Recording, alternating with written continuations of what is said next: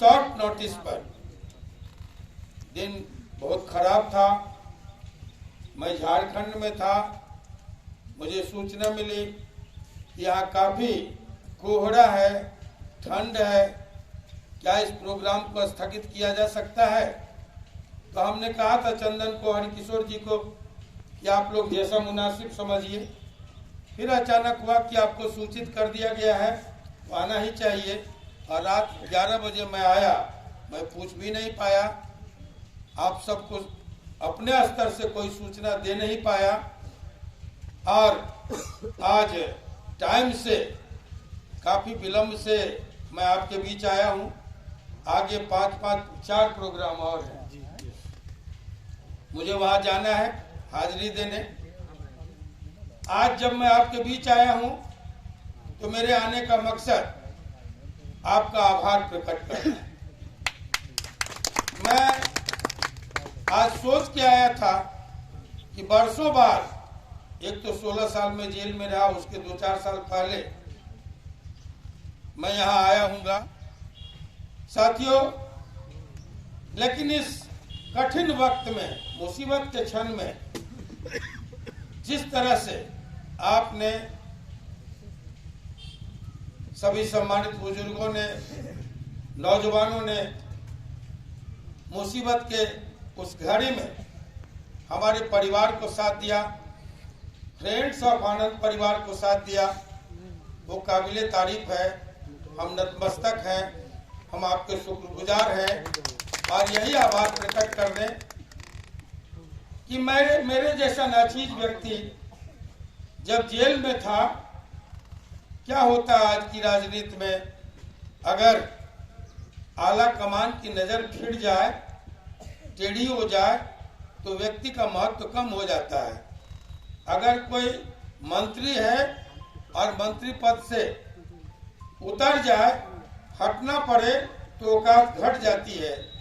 MLA MP से हार जाता है, हैसियत कम हो जाता है।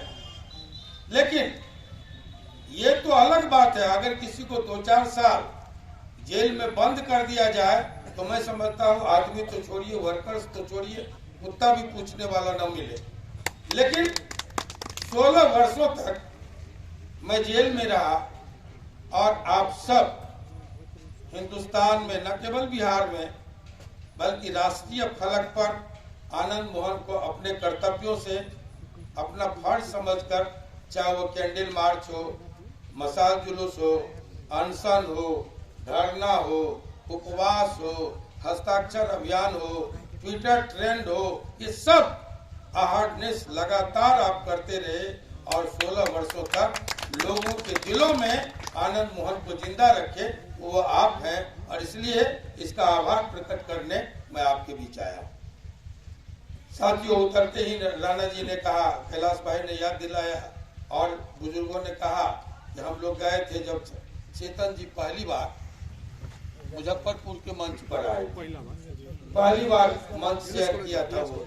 ये एलएस कॉलेज में हरिकिशोर वगैरह जेल पर गए थे, कार्यक्रम लेके आए थे। माँ हमारे मर गए जमादार साहब महेंद्र बाबू, बहुत पुराने, हाँ, वो जाते थे वहाँ, और उसके बाद उनसे हमारी अंतिम मुलाकात हुई ये कोर्ट में। हमने हालचाल जाना, उसके बाद खबर मिली कि वो नहीं रहे। बहुत सारे साथियों को, अपने शुभचिंतकों को इन 16 वर्षों में हमने खोया है, याद करके दिल द्रवित हो जाता है। तो आप सब ने एक उस कठिन समय में एक बड़ी रैली करके ये राष्ट्रीय फलक पर दस्तक दिया था, जब मैं समझता हूं कि पूरा मुजफ्फरपुर अस्त व्यस्त हो गया। माँ आई थी, मैडम घूम रहे थे, चेतन को मंच ही शेयर किया था, बाकी आप सब अपने अपने गांव से एक एक व्यक्ति निकले थे। मुझे याद है जब हमको भीम सिंह जी ने कहा कि अपनी ही रैली में हम फंस गए थे, हम देख रहे हैं मंच सामने है, लेकिन हम जा नहीं पा रहे थे। उसी तरह दशरथ चौधरी जी ने बताया अपनी कथा, अपनी कहानी कि किस तरह उनको वो भीड़ में गिर गए थे और किसी ने देखा तो उठा करके मंच पर ले गए। वो पूरा जो भी यहाँ से गए, वीरेंद्र सिन्हा वगैरह गए, जो भी गए, उन सब ने कहा कि मुजफ्फरपुर उस दिन पूरी तरह जाम था, अस्त व्यस्त था। ये सब आपकी देन है और इसलिए मैंने कहा कि मैं आपका शुक्रिया अदा करने आपके बीच आया। आज जब मैं आपके बीच आया हूँ तो इसी के साथ साथ कुछ मुद्दों को लेके आया, एक निमंत्रण लेके आया। निमंत्रण है, आप एक दिन मेरे लिए निकालिए, फकत एक दिन, अपने अपने संसाधन से सब आदमी। जब आप हमको निकाले हैं और लोगों के बीच लाए हैं तो इतना आपको कसम देने आए हैं और वचन लेने आए हैं कि पूरा एक दिन आप एक बार हमको दीजिए। आनंद मोहन जी, जब हम गांधी मैदान को भरने का संकल्प लेके आए, हमारा ये संकल्प है कि हम पटना को उस दिन बांटे। इसलिए क्या वृद्ध, क्या नौजवान, क्या बूढ़े, सब उस दिन निकलिए, ये आपसे हम वचन लेने आए। हमारे मुद्दे हैं, निश्चित तौर पर जब आपको हम बुलाए तो क्यों बुलाए? लोग कहते हैं रंगबाजी से बड़ी चीज होती है बैठकबाजी, रंगबाजी से बड़ी चीज होती है बैठकबाजी। एक दिन जब भारत भर के लोग, बिहार भर के लोग पटना में बैठ जाएंगे तो ये पटना की चर्चा दिल्ली तक जाएगी और दुनिया जाएगी। इसलिए हम एक दिन आपसे मांग रहे हैं, आप हम पर भरोसा रखिए। अगर आपने एक दिन दिया तो निश्चित तौर पर राजनीति में, वर्तमान राजनीति में कल आने वाला भविष्य आनंद मोहन आपका तय करेगा। तो हम एक दिन मांगने आए। क्यों मांगने आए? हमारे कुछ मुद्दे हैं। बड़ी लड़ाई छिड़ी हुई है, कोर्ट लोग चले गए आरक्षण के खिलाफ, कहा कि 65% आरक्षण, ये सामान्य वर्ग को जोड़ दीजिए तो 75% आरक्षण, ये संविधान सम्मत नहीं है और लोग कोर्ट चले गए। मैं कहता हूं इसमें लड़ने की कोई जरूरत नहीं है। कितना परसेंट आरक्षण, क्या आरक्षण, इस विवाद में पड़ने की जरूरत नहीं है। आरक्षण देने वालों से मैं पूछना चाहता हूं, इस आजादी का अमृत महोत्सव देश मना रहा है, दलितों के लिए बाबा साहब अम्बेडकर ने जो आरक्षण तय किया, प्रमुख लोग बैठे हुए, प्रेस के लोग बैठे हुए, सभी वर्गों के लोगों को मैं पूछना चाहता हूं कि आजादी के तुरंत बाद जो दलितों को आरक्षण तय हुआ, आप कहीं मत जाइए, उड़नी के किसी दलित बस्ती में चले जाइए, उनको आरक्षण तय हुआ आजादी के तुरंत बाद। तो आरक्षित सीटें भरी क्यों नहीं गई आज तक? बैकलॉग क्यों है, क्यों खाली है? आप बगल की बस्ती में कोई एक दलित बस्ती खोजिए, 77 वर्षों में कम से कम एक दलित बस्ती में 77 नौजवान होने चाहिए जिनको इस आरक्षण से नौकरी मिली हो। क्यों नहीं मिली नौकरी? ये मेरे सवाल है। आरक्षण बढ़ रहा है, रेलवे में छटनी हो रहा है, आरक्षण बढ़ाया जा रहा है, बैंक कर्मियों को घर बैठाया जा रहा है, आरक्षण बढ़ाए जा रहे हैं, कल कारखाने बंद किए जा रहे हैं, आरक्षण बढ़ाए जा रहे हैं, बीमारू कह करके फैक्ट्रियों को औने पौने में प्राइवेट हाथों में बेचे जा रहे हैं, आरक्षण बढ़ाए जा रहे हैं, विमानन उड्डयन मंत्रालय बिक गया। अब गिनती के उड्डयन मंत्री तो है लेकिन उनके पास उड़ाने के लिए जहाज नहीं, सब प्राइवेट हाथों में चला गया। आरक्षण बढ़ रहे हैं, नर्स की भर्ती नहीं हो रही, कंपाउंडर की भर्ती नहीं हो रही, हॉस्पिटल खुद बीमार है और प्राइवेट अस्पताल सर उठाए जगह जगह खड़ा है। क्यों? बात को पकड़िए। आनंद मोहन ये कहने आया, इसलिए हम किसी आरक्षण के भटकाव में नहीं। तय कीजिए कि जैसे हवा फ्री है, जैसे पानी फ्री है, वैसे ही शिक्षा को फ्री कर दो। आनंद मोहन जिंदाबाद। शिक्षा फ्री करो, ये मेरे डिमांड है। हमको जितनी हैसियत होगी, हम मैट्रिक करना चाहे मैट्रिक करेंगे मुफ्त का, हम बीए करना चाहे बीए करें, हम इंजीनियरिंग मेडिकल में जाना चाहे, ये स्टेट की जिम्मेवारी है कि हमको पढ़ाओ और पढ़ाने के बाद हमारी प्रतिभा के अनुसार, हमारी क्षमता के अनुसार हमको काम दो, काम का अधिकार दो। एक एक व्यक्ति को काम का अधिकार दो, फ्री शिक्षा और काम का अधिकार। और काम का जब अधिकार दो तो रिटायरमेंट की सीमा हो तो हो, ज्वाइनिंग की कोई सीमा नहीं हो। आज रिटायरमेंट के बाद आईएएस, आईपीएस, न्यायपालिका के लोग जाते हैं और पॉलिटिक्स ज्वाइन करते हैं। हमारे अभिभावक 60 वर्ष में काम के लायक नहीं रहते, लेकिन 60 वर्ष के बाद आईएएस, आईपीएस, जजेज लोग जब नौकरी से निकलते हैं तो विधायक बनने के लिए चले जाते हैं। पार्टियों को माल जमा करके, पैसा देके टिकट खरीदते हैं और हमारी छाती पर आकर के देश चलाने के लायक हो जाते हैं। कैसे? हमारे अभिभावक शिक्षक के लायक नहीं होते, कर्मचारी के लायक नहीं रहते, लेकिन वो देश चलाने के लायक हो जाते हैं। इसलिए अगर रिटायरमेंट की सीमा है नौकरी पेशा लोगों के लिए, तो रिटायरमेंट की सीमा निश्चित तौर पर पॉलिटिशियन के लिए भी तय हो। पढ़ना तय कर दो, मेडिकल लगाओ, जितना जो अगर क्षमता है 60 वर्ष के बाद काम के लायक, तो उसको काम से रिटायर मत करो। ये लेकिन मैं कह रहा हूं कि नौकरी में रिटायरमेंट की सीमा है, पॉलिटिशियन के लिए तय करो, लेकिन रिटायरमेंट की सीमा को हम मानते हैं कि ठीक है, ज्वाइनिंग की कोई सीमा नहीं होनी चाहिए। 25 साल के बाद हम आईएएस के लायक नहीं रहते, 30 साल के बाद कोई पिछड़ा दलित आईएएस के लायक नहीं रहता। हम 35 वर्ष के बाद संगीन उठाने के लायक नहीं रहते, सिपाही बनने के लायक नहीं रहते, कलम घिसने के लायक नहीं रहते, स्कूल में कॉलेज में पढ़ाने के लायक नहीं रहते।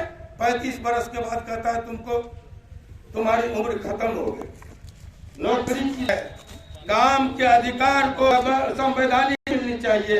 हमारी योग्यता के अनुसार जब हम कंपटीशन में बैठे 40 साल में, 45 साल में, 50 वर्ष में, ठीक है, 10 साल का ही हमको पेंशन भी तो खत्म कर। पॉलिटिशियन का पेंशन चल रहा है, एमएलए एमपी का पेंशन चल रहा है, कर्मचारियों का पेंशन खत्म कर दिया गया। ये अन्याय है। इन सब बातों के लिए आपको हम बुलाने आए। और क्या सरासर अन्याय? भू हदबंदी, 15 बीघा से ज्यादा, एकड़ से ज्यादा हम जमीन नहीं रख सकते। ये जमीन सरकार की हो गई, वो बिहार सरकार अब जिसको बांटे। ये सीलिंग आजादी के तुरंत बाद लगा, लेकिन एक काम आज तक नहीं हुआ। सीलिंग भू हदबंदी लगाई गई, संपत्ति की हदबंदी तय नहीं हुई। अगर 15 एकड़ से ज्यादा हमारा बाप दादा जमीन नहीं रख सकता, तो तय करो, इस देश के कंधारो कि 15 करोड़ या फिर आनंद मोहन छाती चौड़ा के करके कहता है 1500 करोड़ से ज्यादा संपत्ति जो भी है वो स्टेट की हो, सरकार की हो, तभी हमारी जमीनों की हदबंदी का हक किसी सरकार को मिलता है। जब तक संपत्ति की हदबंदी तय नहीं होती। इन सवालों पर आपको बुलाने आए और बुलाने आए। कपड़ा बनाता है, सीमेंट बनाता है, घर बनाता है, खाद बनाता है, कारखाना में उद्योगपति काका कारखाना लगाने में इतना खर्च, लेबर पर इतना खर्च, पैकिंग पर इतना खर्च, बोरा में भरने का इतना खर्च, लोडिंग का इतना खर्च, पहुंचाने का इतना खर्च, भंडारण का इतना खर्च। हम बेचेंगे इतना रुपया बोरी, हम बेचेंगे इतना रुपया मीटर, लेकिन हम जो ट्रैक्टर चलाते हैं, फसल उगाते हैं, निकौनी करते हैं, बौनी करते हैं, बुआई करते हैं, दौनी करते हैं, भंडारण करते हैं, खाद बीज में लगाते हैं, पटवन में लगाते हैं, हम किसान अपने फसलों की कीमत आज तक तय नहीं कर पाते। क्यों? ये एक बड़ा सवाल है कि हमको भी अधिकार दो, सब कुछ के बावजूद कि गेहूं की कीमत ऐसे प्रति टन होगा या क्विंटल होगा, सब्जी की कीमत ये होगी, दूध का प्रति लीटर ये होगा, मुर्गा या मछली जो हम किसान उपजाते हैं, पैदा करते हैं, उसकी कीमत ये होगी। ये किसानों को भी अधिकार मिले। इन सब मूलभूत सवालों पर हम आपको निमंत्रित करने आए। साथियों, आज एक दौड़ चलाया जा रहा है, 50,000 करोड़ का प्रोजेक्ट है। आपको मालूम नहीं होगा, 50,000 करोड़ में एक राज्य के भविष्य को तय किया जा सकता है, लेकिन 50,000 करोड़ का प्रोजेक्ट है लोगों को मंदिर दिखाने ले चलो, चावल पहुंचाने ले चलो। साथियों, मैं मंदिर का विरोधी नहीं। राम हमारे पुरखे थे, कण कण में जो बसता है, रोम रोम में जो बसता है, उसका नाम है राम। तब मैं कह रहा हूं, सबसे ज्यादा चंदा हमने दिया, सबसे ज्यादा कुर्बानी हमने दी, लेकिन राम मंदिर के ट्रस्ट में चंपत राय जाते हैं, कामेश्वर चौपाल बिहार से जाते हैं। राम का एक भी वंशज क्यों नहीं होता है? एक सवाल छोड़ के मैं जाता हूं। राम कोई ब्रांड नहीं है किसी का। राम का विरोधी वो है जो राम के नाम पर वोट मांगे। राम हमारे उद्धारक हैं। धर्म आस्था का विषय है, मोक्ष तक ले जाता है। धर्म अगर संसद की चौखट पर ले जाने का रास्ता बन जाए, असेंबली पहुंचने का रास्ता बन जाए, तो इससे बड़ा राम विरोधी कोई हो नहीं सकता। मैं डंके के चोट पर कहने आया, ये नफरत, हम पिछड़े हो, हम दलित हो, हम हिंदू हो, हम मुसलमान हो, हम एक दूसरे के पूरक हैं। समाज में एक दूसरे के बगैर काम नहीं चल सकता। आप देखिए, यही ताना बाना है, चाहे कुम्हार हो, चाहे बड़े हो, चाहे माली हो, चाहे वो तेली हो, चाहे वो कोयरी कुर्मी हो, चाहे वो राजपूत हो, चाहे वो ब्राह्मण हो, चाहे वो मुसलमान हो, चाहे वो दलित हो, हम एक दूसरे के बगैर जी नहीं सकते, चल नहीं सकते। यही हमारे समाज की संरचना है। हम एक दूसरे के दुश्मन नहीं है, हम एक दूसरे के सदियों से पूरक हैं। साथियों, आज मैं कहूंगा, ये सब बातों को नफरत फैला करके, हिंसा प्रेम को दरगा करके, समाज को तोड़ करके ये देश नहीं बन सकता। हमारे चंद्रशेखर जी कहा करते थे, जात पात करके संभव है हम मुखिया बन जाए, जिला परिषद बन जाए, एमएलए बन जाए, एमपी बन जाए।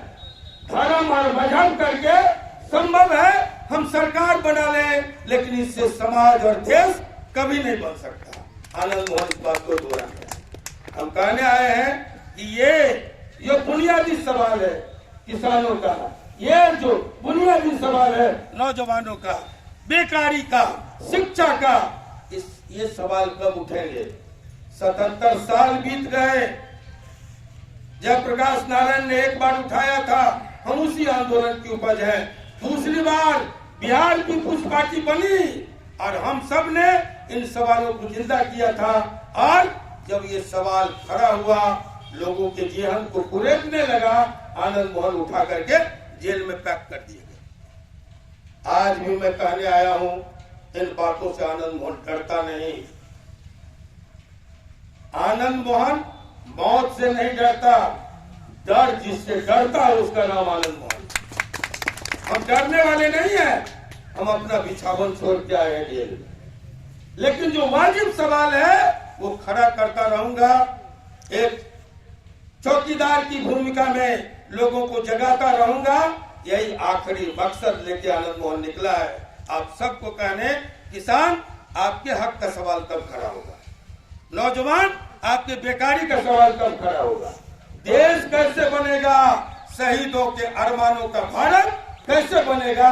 इन सवालों पर आपको हम जगाने आए हैं और एक दिन मांगने आए।